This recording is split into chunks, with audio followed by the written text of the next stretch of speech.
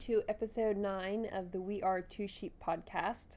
I'm Vivian. And I'm Jennifer. And show notes are on the blog, which is wearetwosheep.blogspot.com. And everything else will be in the text box below. Exactly. The different links where to find us. Yes. Okay. Social media websites. Yeah. So we were talking about it, and this is a bit of a wrap up of last year and also looking forward to this year. Yeah. We were expecting to podcast a little bit sooner, and then a lot happened. So it's been a little longer than we expected to, but it's now 2019. Happy New Year! Yeah. I should have confetti. Yeah. Throw it up. So we thought this would be a bit of a past, present, and future podcast. Mm-hmm. So do you want to start with the past? Okay, yeah, right. So we were saying we were going to talk about our finished objects, our whips, and our plans going forward. Right. So exactly, that's right. The past, present, and future in our Dickensian theme, which we missed by 2 weeks. But Merry Christmas. Happy holidays. And so finished objects. Since the last time we recorded, right. I have 1.5, I believe.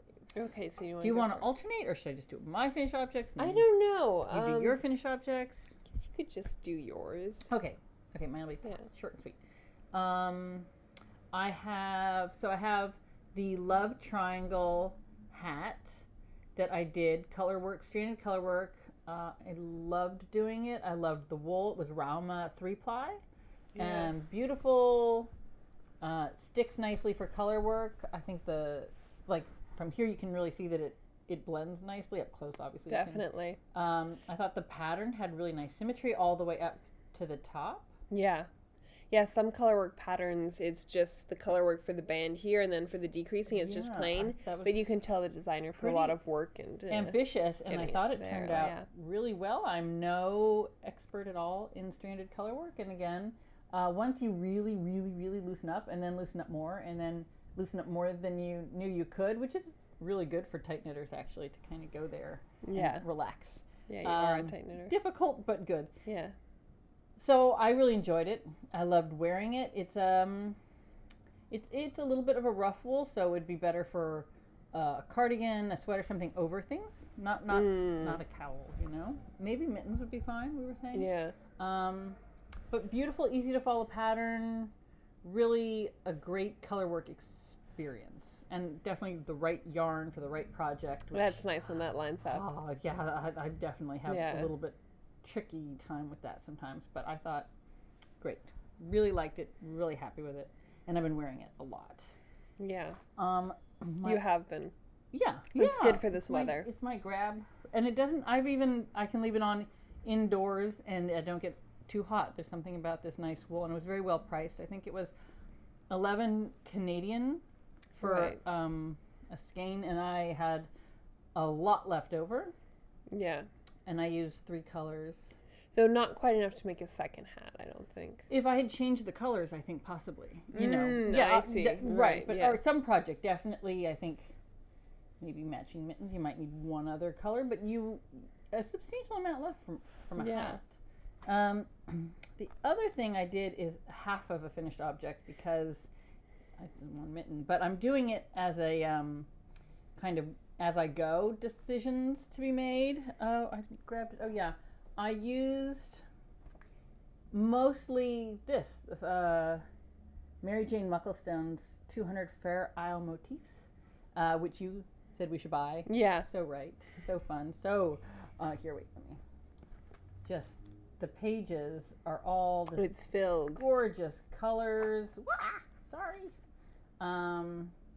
Really good tips and advice on pairing colors for effect with this sort of patterns.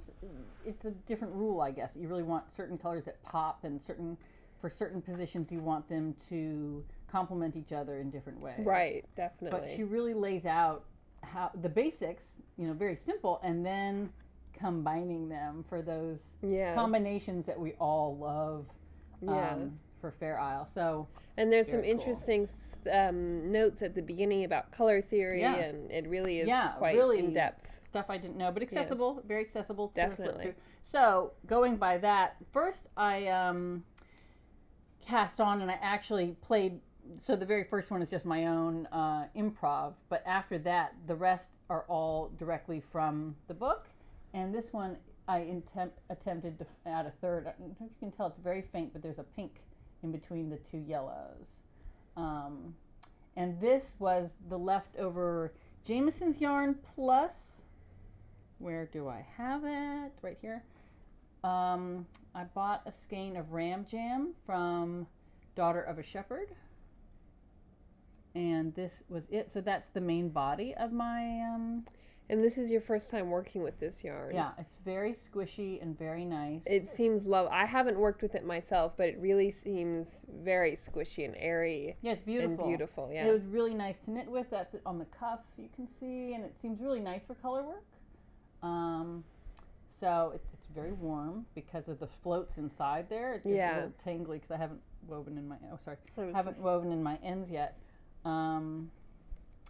So the second mitt is not going to match intentionally. I figured they're going to be like samplers. Samplers, right. So I don't know what it'll be. The same yarns. Yes, the same yarns and the same colors because that's what I have.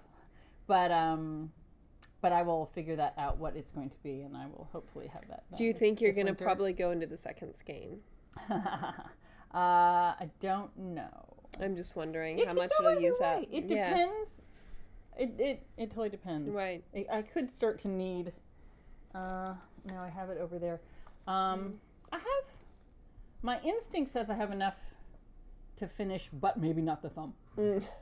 So it'll be a teeny bit. Yeah. Otherwise, I think, well, with color work, if you weren't doing color work, one would not be enough. For a mitten, you would need more.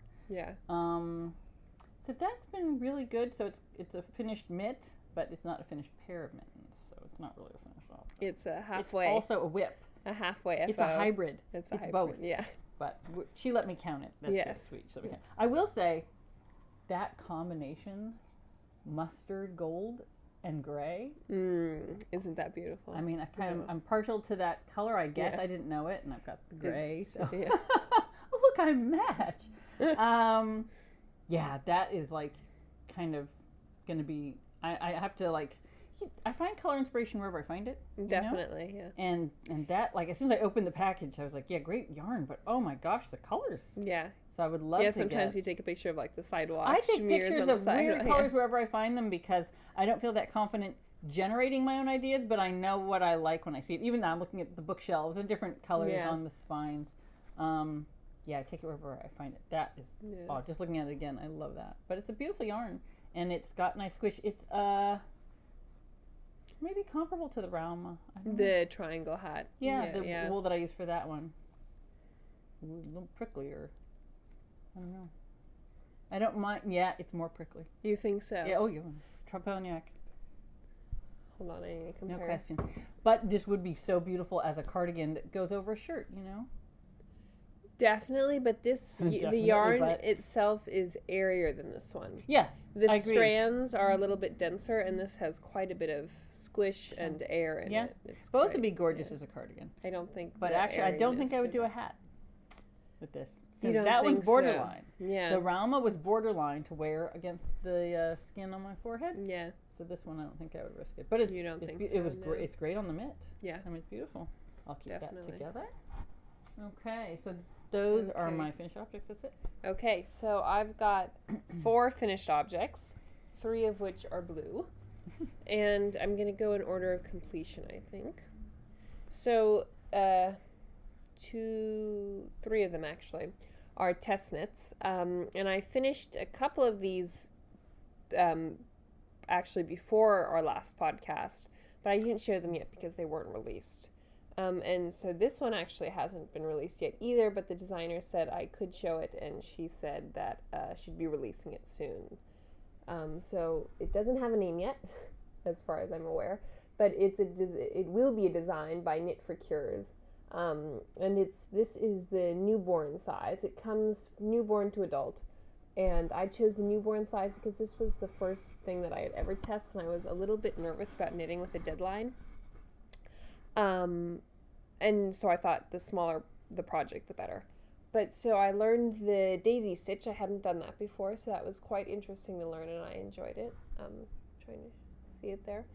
And yeah, I think it turned out quite nicely. Yeah. Yeah. So it was interesting watching you do the test knitting, that you really had to stop yourself from relying on what you already understood about knitting and just skimming a pattern. I think a lot of us do that. When you start to recognize what's supposed to happen, you intuit the rest of it. You don't necessarily go line by line unless it's a complicated pattern. But if you're test knitting, it's really your obligation to kind of put what you already know aside, and almost like a very faithfully. Yes, in order to see if the pattern can lead you to the result, right? Definitely, yeah. That was interesting. Yeah. Yeah, so that was the first one. And then the second one is a pair of mittens. And I'll put them on here.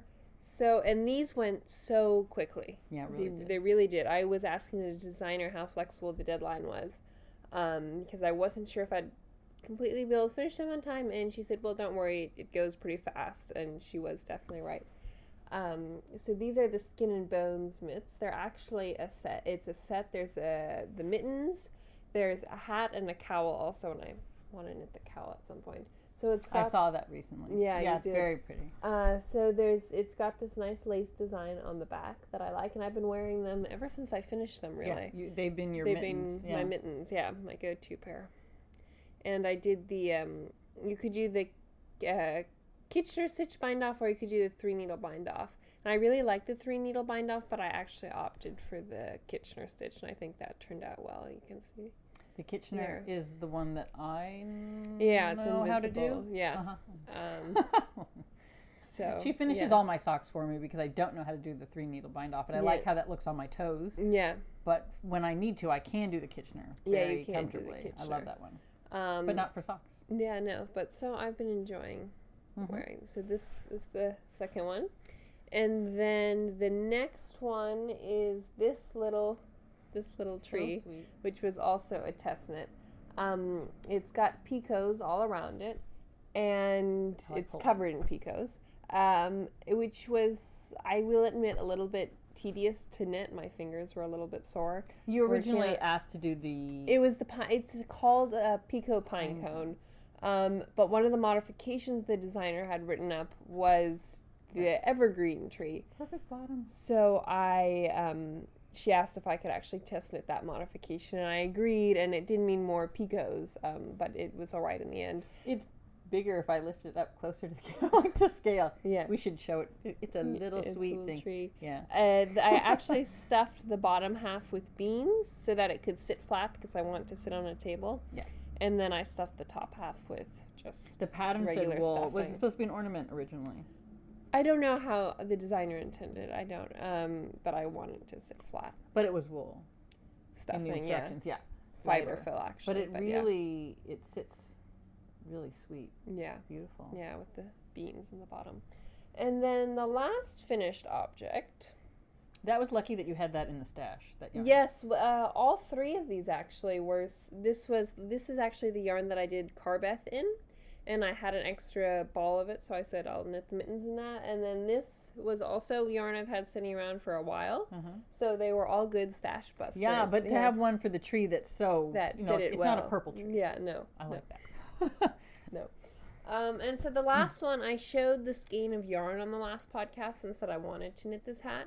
This is the Rosen hat by Justina Lorkowska. Was this lichen and lace? Yeah, so this is a skein of bulky lichen and lace. And the yarn shows well in this pattern. I think you can see, the dark spots that pop out here and there. And I quite like it. I knit it pretty quickly, and then I cast off and finished, and I realized it wasn't quite long enough. I don't like a slouchy hat, but I do like the hat to cover my ears. And this didn't quite cover my ears, I felt. So I undid my increase and my decreases, and I did an extra pattern repeat. And then it fits perfectly now. Can I see? I was curious how deep it is compared to Pretty similar. Pretty similar, Similar, yeah. So that was a pretty shallow, because this definitely keeps my ears warm. Yeah. And isn't slouchy. It sits like perfect. Yeah. So that was a... Yeah, this was interesting because at least on the pattern pictures, she didn't have it with a pom-pom or anything. So you can really see the symmetry of it all coming together at the tip there. And it was also my first time working with drop stitches, so that was interesting. I've seen a lot of patterns incorporating drop stitches now. But yes, it was quite interesting to work with them. But I'm pretty happy with how it turned out in the twisted Is that the only way to get the larger stitch? Well, you can do slip stitches also, but I don't think well, I don't know if slip stitch. Because at the market today, I was staring at someone's hat. And it was similar. Yeah, you could do slip stitches also, I guess. It shows on some of the other hats on the project page, you can't quite tell. There's lines behind each long V because it's a drop stitch, so you can see the bars behind it. A bit like a butterfly, the shape. Oh. I'm trying to show. No, I'm not sure it can come out, but you can see it's a long bar behind each V. But yeah. So those are my 4 finished objects, but this one and the mittens I've been wearing all the time. And this is roughly in the last month to 6 weeks, pretty much. For when we've been knitting. Well, since our last podcast, it's anything that we finished since the last episode. Yeah. Yeah. Okay, so those are my finished objects. Okay, so whips. Whips, yeah. Whips, I've got the mitten that I ought to finish. This is the Wimple shawl. The information will be posted everywhere. And you're knitting it as a cowl. I am knitting it, and it is, her finished one is a cowl too. It's a cowl, but I think it's called shawl, or scarf. But it's Wimple. Wimpel. And it's really cute. I really recommend looking it up online, actually, because other people's versions are so super, super cute. It's a great stash buster, and they use all different colors, and they put them in. Sometimes they keep one side consistent, and then they bring in triangles on the other side that are all beautiful complementary shades, and I just love looking at them. Honestly, that's what hooked me into, I want to do one too. And I had this beautiful green from Catskill Merino that I wasn't sure what I wanted to do with. It's very vibrant. It's beautiful, beautiful green.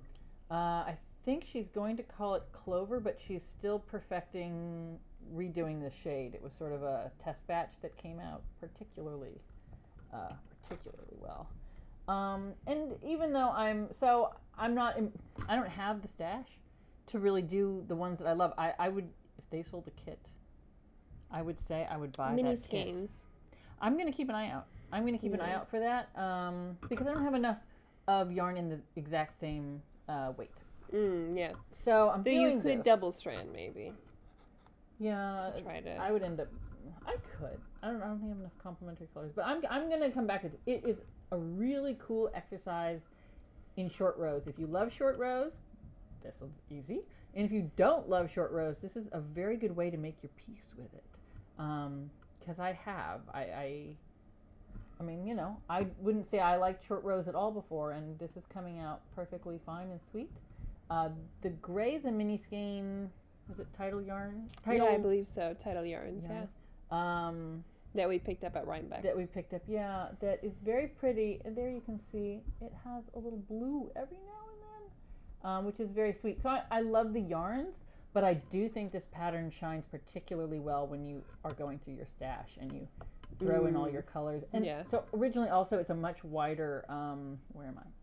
It's a much wider shawl too. So I encourage you to look that online to see it. Mine will be double. I'm going to wrap it twice and have it kind of as a loose thing. We'll see, maybe. It's going to be I can pick that up. It's portable when my other project gets too big. It'll be a long-term whip. Yes, it'll be all year. This will be 2019 project, I think. This will not be finished soon. But I should remember to grab it because it is portable, like socks. So remind me when I go. I can't bring if my other project gets too big, which gets me to my other project. My other project is a cardigan. Pattern right here. Starts with an M. Pattern right here. The Mistigri cardigan. And this is a good photo of it. which really got me. I don't have exactly the same yarn. It would be beautiful in Aralma. Yeah, it looks quite rustic. It does. It's gorgeous. They say a light worsted weight, which just gets me confused because now we're adding an adjective to, like, I understand worsted, and now it's light worsted. I didn't have that. On Instagram, it's Tetebeke, but I might be mispronouncing that. On Ravelry, her name is Orlane. Beautiful. The Mistigri cardigan. So I cast that on yesterday, and it's all cables. It's cables with a Raglan? No. Saddle. Yes. With a saddle shoulder, which I'm very curious to try. Yeah. And I am enjoying the relaxation, thank you, that comes from following a pattern that It's going quite quickly given that you only cast on yesterday. doesn't feel quick. But this is less than a day of knitting. Yeah, it doesn't feel quick. But it's very comfortable to just sit and count right now. That's what I need to be doing. It's a very it's a pattern where you do need to count, but it's not crazy making. Yeah. So that seems really nice this time of year. Anyways, I hope to make good progress. But it's a top-down construction. Raglan sleeves, that's the sleeve channel. That's the back. Right. Starting my front increase, and then I think, and the sleeves are going to be simple, you know. Yeah. I haven't done a cardigan since the one I haven't finished, the white one that, like, our very first episode came. Yeah. Sorry, I know. The only drawback to cardigans, and I love wearing cardigans, I prefer wearing cardigans, but knitting them, there's this one little hitch, and that's called purling every other row. Yeah. You need to become a fan of the steek, and then that'll eliminate that. I'll purl. Never mind. All good. No more complaints. Yeah, I'm a little afraid of that. I will at some point. You shouldn't be afraid of steeking. I mean, I haven't done it. Who am I to talk? But what yarn am I using for my cardigan? Blue Moon Fiber Arts, and I think the colorway we said was greige. That's right. Thank you. It's beige and gray combo. This was a frogged other project that the yarn wasn't compatible with it. And it feels, even though this is not the same look as the one on the pattern, I actually think I'm going to be very, very happy with it. And I do like the grayish. And I'm really happy to have an excuse to use my pretty rosewood. Yeah. Rosewood cable needle. I have to say that's quite a pleasure too to pick that up. It kind of makes me less tense because cables are usually not my best friend, but I'm loving the pattern. So yeah, all good. That's great. That's my whip. That's your whip. That's all. Okay. I've got it pretty under control right now. So I've only got one whip myself. And I showed this whip on the last podcast. This is my penny cook shawl. It's grown a lot. It has. Because as you go down, you're also going wide. I'm going out, yeah. I'm not sure if you can tell how much it's grown, but on the podcast, I don't know. You can't open it. I can't open it because of the length of my cord, but I've been working on it. Last time I had said I was also going to cast on... Look at that. I know. That's a lot. Yeah. Beautiful. I said I was also going to cast on throwback, but you kind of convinced me not to because, you know, I don't normally have more than one main whip on my needles. I do have more than one whip, but not more than one main whip. And this would count, so I didn't need too much encouragement not to cast on another main whip, so I didn't. And I can take this out. I've actually, there's these slip stitch rows for the stripes. And I've been finding that a little tricky only because I like to talk while I knit or I like to do something else a little bit. So I've had to undo the this markers because I was undoing it. So I'll take that out now. Oh, you're done with I'm done undoing it. Yeah, so it's a bit of a gradient, would you say, effect because I'm starting with a dark color and I'll end with this color will be at the bottom. It's going to be 4 different colors, so you can see I'm on my second one. And then there'll be a third, and then this 4th will end here. So that's been quite nice. And it's a blue face luster. So there's another blue that goes in. There's another blue, my favorite blue, actually. I think the missing blue, this one, yes. This one's my favorite one out of the 4, I think. It actually came as a set of 5, but the pattern only called for 4. What color's the other? It's even lighter than that one. Oh, yeah. So I just left that one out and I'll incorporate it into another project. Nice. Yeah. What is the wool? Blue Face Luster by, and it's dyed by the Fleece artist. Yeah, so Canadian. A little bit of attached for that. Really pretty. Yeah. And then... subtle. Yeah. Beautiful. So this is what I've been working on. It's got a nice squish, and it's quite airy, but very warm. And I've been enjoying working on it. I'm glad that you're focusing on it. I think you'll be happier because I'm craving finishing things instead of multiple whips, which is unusual for me. Maybe it's the new year or something. It'll pass. Yeah. But that being said, I am really eager for you to start your throwback because your colors are so gorgeous. Yeah, though it's three. There are some times where it's three. You know, it's a cardigan, so it's purling with color work. And I've never done color work. So I can't complain about purling. Yeah, no. So it'll definitely be an experience, and I expect there'll be some tinking as part of the progress, maybe. Maybe. If we don't talk, if we're very, very quiet. Definitely. Then it might not be too much. I mean, like with mine, if you concentrate. I'm hoping not to have to tink too much with my cables, but we'll see. Yeah. You have to. Definitely. That's knitting. Yeah. So, future, yes. So we've done past. So present. Future throwback. Yes, throwback does bring us to the future. I guess that's this year.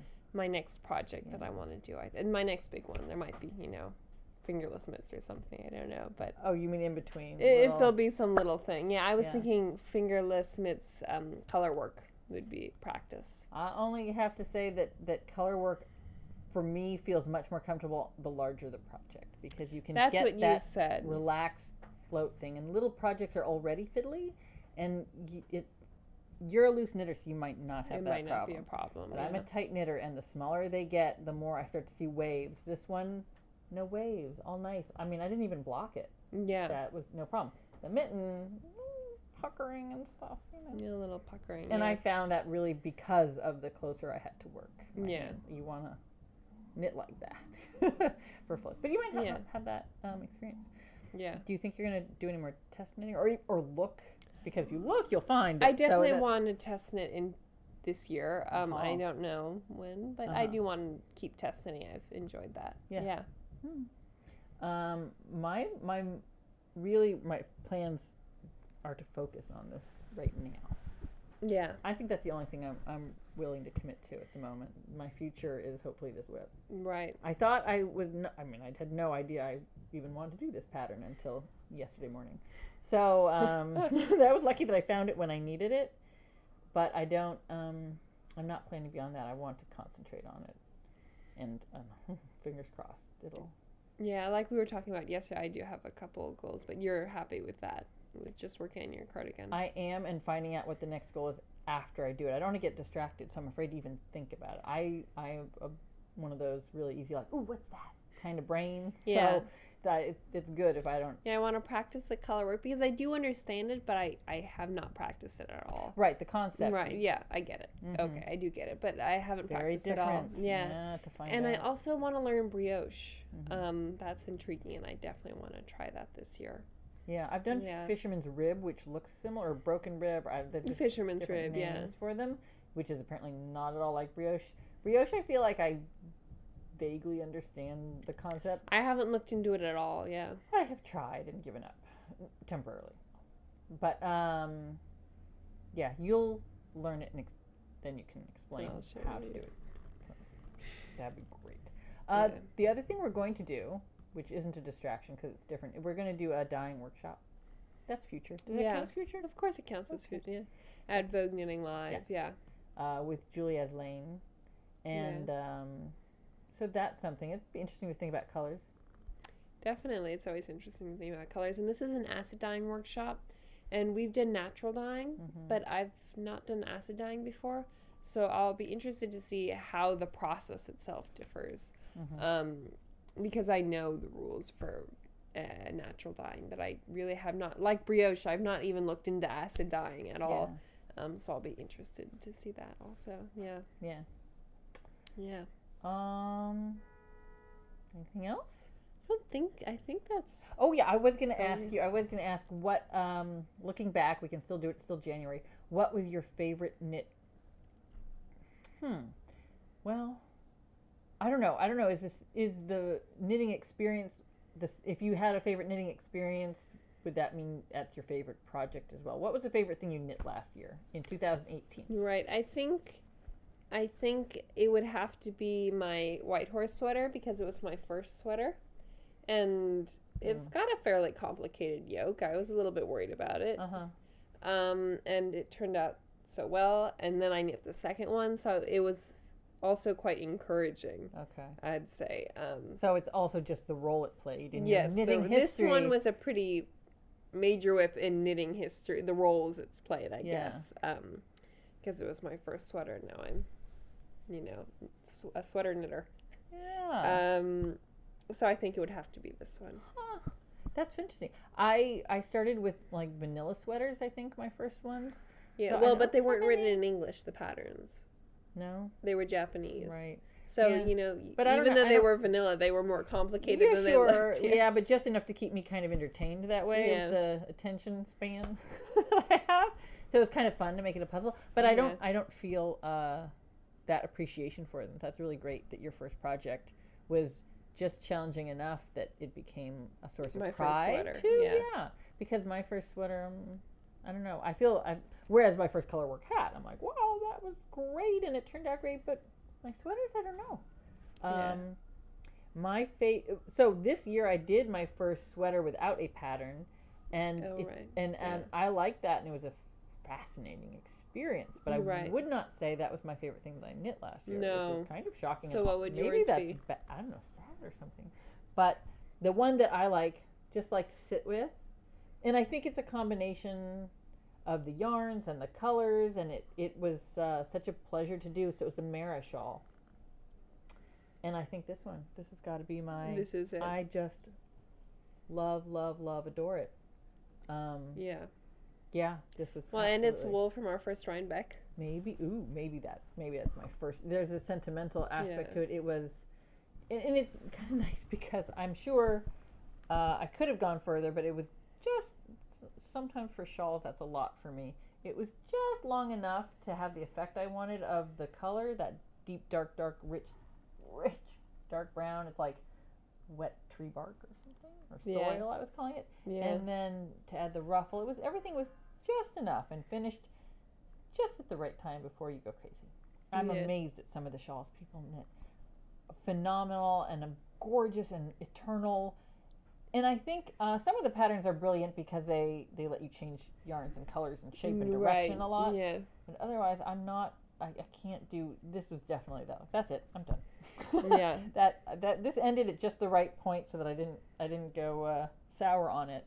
Yeah. And I love wearing it, and I feel, I guess like you're saying with your sweater, I feel proud of it, and it's not because it was hard. I just adore it, and the yarn is beautiful. Yeah. And hopefully it'll go with my cardigan. Yes, that's one I'm sure problem. You're gonna, well, you can wear your shawl with your sweater, I actually have some leftover yarn from this project, so I could knit an accessory or something, I guess. No, but I'm just thinking about wearing all your favorite things. If they end up being all sweaters that are your favorite, Yeah. It's true. Okay. And what do you... This is just a triangle that I knit. Did you follow a pattern even? I don't know. No. Yeah, you knit a smaller version. You wear it so well. She comes out like, oh, I'm like, what's that? When did we knit that? What's that? I haven't worn it for a while. It's been in the drawer.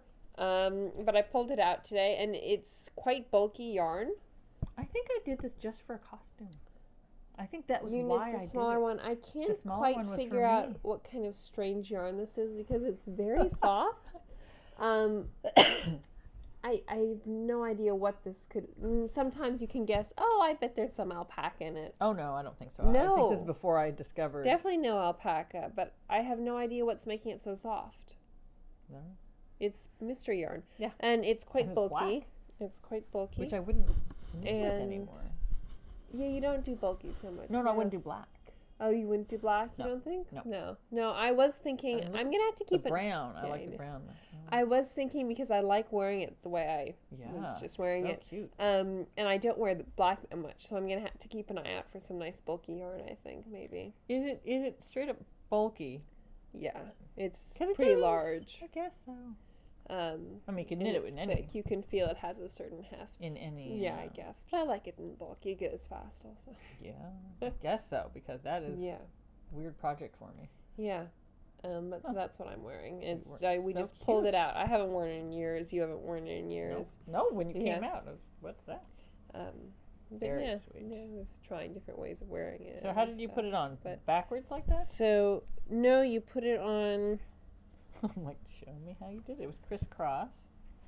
It was like this. Let's see. So I put it on in the back, and then I... But then you keep going. But I pulled it up also so that I had a bit of a collar. Oh. And then I tied it in the back. You definitely... Let's see. Yeah, changed the way I looked at that one. That's so cute. Yeah. Okay. So then I futz with it until and the nice thing about this is sometimes like the ponchos and things that go down, you can't wear them under a coat, but this, when I put on my coat, it was fine. Oh, you already did? Oh, yeah. Great. So that was nice. Wow. But Thank you I'll for be wearing it. Yeah. Great. Yeah. Okay. So, Happy New Year. Yeah. Happy New Year of knitting. Yeah. Lots of projects. Yeah. In front as we of you, go forward into our future. Enjoy. Okay. Be warm and be well. Yes. Bye. Bye.